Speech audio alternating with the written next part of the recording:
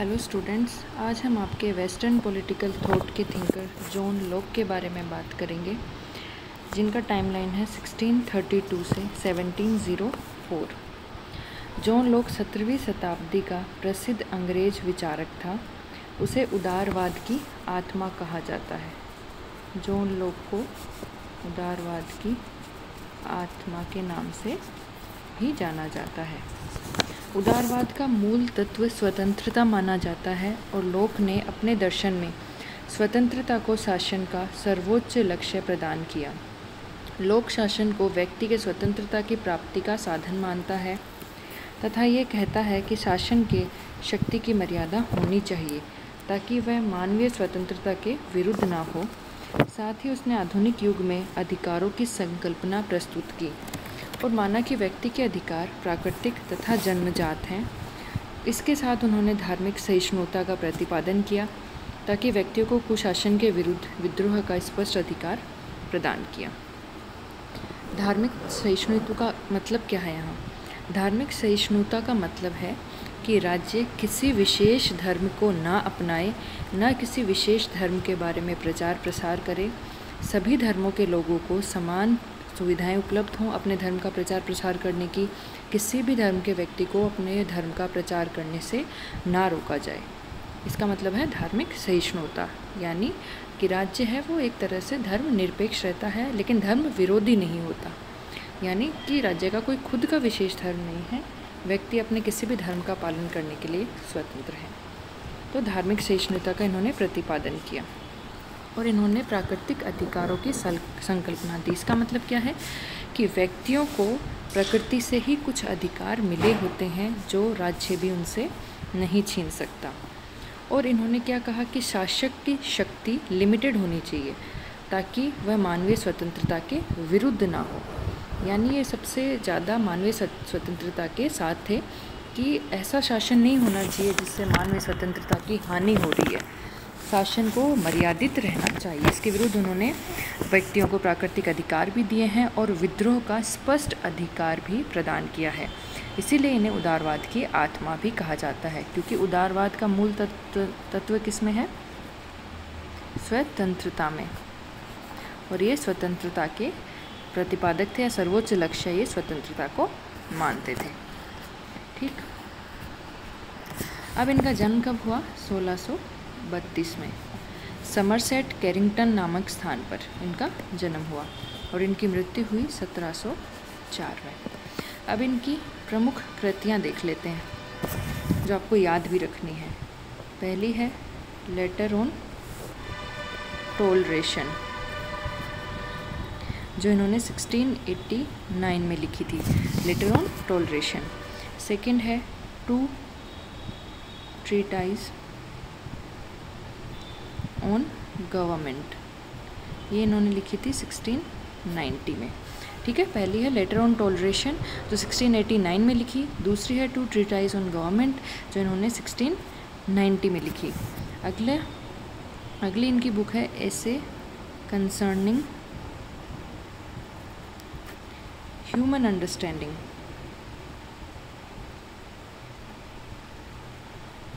ये आपको याद भी रखने हैं, ये भी 1690 की है।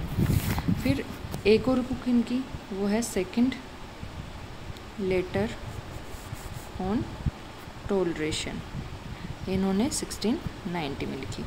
एक और बुक है इनकी the fundamentals of constitution of Caroline, ये 1692 में लिखी। तो इसमें से आपको कुछ बुक्स के नाम याद रखने हैं, वापस रिपीट कर देती हूँ। Letter on toleration, two treatise on government, essay concerning human understanding, second letter on toleration, the fundamentals of constitutions of Caroline. तो ये इनकी प्रमुख कृतियाँ थीं।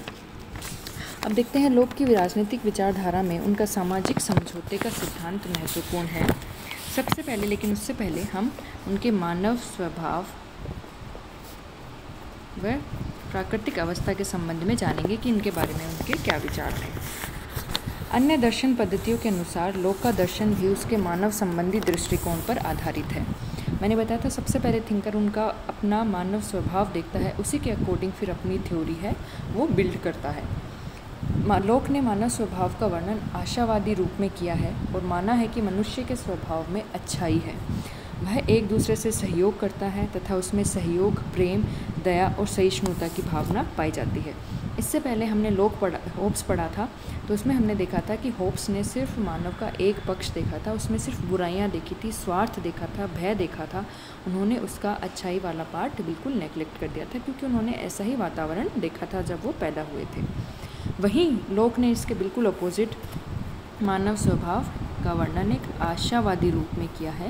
वो क्या कहते हैं कि मानव में सहयोग, प्रेम, दया व सहिष्णुता की भावना पाई जाती है। लोक के मानव स्वभाव का चित्रण होब्स के मानव स्वभाव संबंधी विचारों से बिल्कुल भिन्न है तथा उसमें जमीन आसमान का अंतर है। यद्यपि लोक ने भी देश निष्कासन तथा कष्ट में जीवन बिताया था, लेकिन फिर भी उनका हृदय मनुष्य की स्वाभाविक अच्छाई, सहयोग आदि गुणों से अधिक प्रभावित रहा था। ठीक है, ये तो था उनका मानव स्वभाव। लोक की प्राकृतिक अवस्था। अब इनकी प्राकृतिक अवस्था देख लेते हैं कि राज्य के बनने से पहले की अवस्था के बारे में ये क्या विचार रखते हैं। इनकी प्राकृतिक अवस्था शांति की अवस्था थी, कि प्राकृतिक अवस्था में भी शांति थी, संघर्ष की नहीं। जबकि होब्स ने जहां मनुष्य को स्वार्थी, पाश्विक तथा पतित माना है, लोक ने उसे सहयोगी और सामाजिक मानते हुए उसके मानवीय गुणों पर बल दिया है। होब्स के विपरीत लोक ने व्यक्ति को विचारशील और बुद्धिमान स्वीकार किया और माना कि व्यक्ति अपने विवेक से नैतिक व्यवस्था की सत्ता और उसके अनुसार कार्य करता है। यानी मानव में नैतिकता है और उसके अनुसार ही कार्य करता है। मानव प्रकृति की धारणा में होब्स का मनुष्य कोरा पशु है, वहीं लोक का मनुष्य एक नैतिक व्यवस्था को स्वीकार करने वाला तथा उसके अनुसार आचरण करने वाला प्राणी है। होब्स का मनुष्य जहाँ एकाकी, पशुवत व स्वार्थी है, वहीं लोक के अनुसार मनुष्य स्वभाव से ही एक सामाजिक प्राणी है, जो परस्पर सहयोग, प्रेम व दया भाव से दूसरों के साथ संबंध रखते हुए अपना जीवन व्यतीत करता है। ठीक है, बिल्कुल अपोजिट इनके व्यूज़ हैं। होब्स के अनुसार क्या है? स्वार्थी, पशुवत, एकाकी, जबकि लोक के अनुसार मनुष्य स्वभाव से ही सामाजिक प्राणी है। होब्स की बातें लोक ने भी प्राकृतिक अवस्था का चित्रण किया है। होब्स द्वारा वर्णित प्राकृतिक अवस्था जहाँ सबके साथ सबके विरुद्ध युद्ध की अवस्था थी, इसके विपरीत लोक का मानना था कि प्राकृतिक अवस्था शांत संघर्ष की अवस्था न होकर शांति, सद्भावना, पारस्परिक सहायता व स्वतंत्रता की अवस्था है। ठीक है, होब्स का क्या मानना था कि सब एक दूसरे के विरुद्ध युद्ध की अवस्था में है, प्राकृतिक अवस्था में निरंतर, जबकि लोक का कहना था कि युद्ध की अवस्था ना होकर ये एक शांति, आपस में एक दूसरे के लिए सद्भावना, एक दूसरे के लिए सहायता व स्वतंत्रता की अवस्था है। लोक के अनुसार प्राकृतिक अवस्था में प्राकृतिक विधि तथा प्राकृतिक अधिकार दोनों विद्यमान थे। उसके अनुसार प्राकृतिक विधि में वे सार्वभौमिक नियम हैं जो सुनिश्चित होते हैं, और प्राकृतिक अवस्था में यह नियम था कि तुम दूसरों के साथ वही बर्ताव करो जिसकी तुम दूसरों से अपने प्रति आशा करते हो। अगर तुम दूसरों से ये आशा करते हो कि वो तुम्हें जान माल की हानि ना पहुंचाएं, तो तुम दूसरों की भी जान माल की रेस्पेक्ट करो, उनकी भी हानि ना पहुंचाओ। तो दूसरों के साथ वही बर्ताव करो जो तुम दूसरों से एक्सपेक्ट कर रहे हो खुद के लिए। तो ये प्राकृतिक विधि का नियम था। लोक के अनुसार प्राकृतिक नियम विवेक पर आधारित थे तथा प्राकृतिक अवस्था में प्रत्येक व्यक्ति को प्राप्त प्राकृतिक अधिकार इन्हीं प्राकृतिक नियमों पर आधारित थे। प्रत्येक व्यक्ति अन्य व्यक्तियों के अधिकारों का ध्यान और सम्मान करता था। ठीक है, तो इन्होंने क्या कहा? प्राकृतिक नियम थे वो खुद के विवेक पर आधारित थे, क्योंकि प्राकृतिक नियम जो होते हैं वो स्पष्ट नहीं होते। राज्य के बनने के बाद कुछ नियम होते हैं वो लिख दिए जाते हैं, जैसे चोरी करना पे इतना जुर्माना लगेगा, इतनी मर्डर करने पे इतने साल की सज़ा होगी या डेथ सेंटेंस होगा। तो ये सारे क्या हैं? लिख दिए गए हैं कानून, लॉज में। लेकिन प्राकृतिक जो नियम होते हैं वे खुद के विवेक से ही समझे जाते हैं। जैसे मानव का विवेक ये कहता है कि उसे किसी का खून नहीं करना चाहिए, उसे चोरी नहीं करनी चाहिए, तो क्या खुद का विवेक उसे अलाउ नहीं करता ये सब काम करने के लिए, तो वो प्राकृतिक नियम थे। तो प्राकृतिक नियमों से ही प्राकृतिक अधिकार निकले थे। तो उन्होंने लोक ने कहा कि शांति की अवस्था थी, सब एक दूसरे के अधिकारों का सम्मान करते थे। प्राकृतिक अवस्था में व्यक्तियों को 3 अधिकार प्राप्त थे। कितने अधिकार के बारे में बोलते हैं वे? 3 प्राकृतिक अधिकार प्राप्त थे। पहला, जीवन जीने का अधिकार। दूसरा स्वतंत्रता का अधिकार, तीसरा संपत्ति का अधिकार।